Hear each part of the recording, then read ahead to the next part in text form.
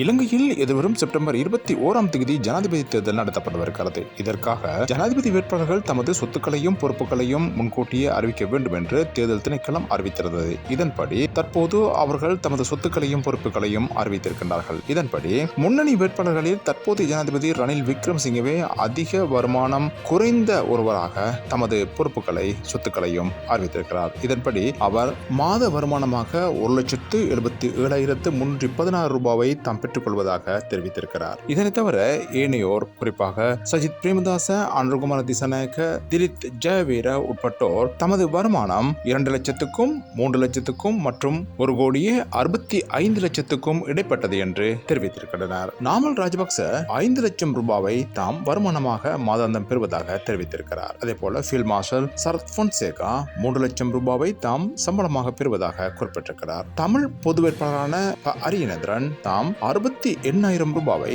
மாதாந்த சம்பளமாக பெற்றுக் கொள்வதாக குறிப்பிட்டிருக்கிறார்.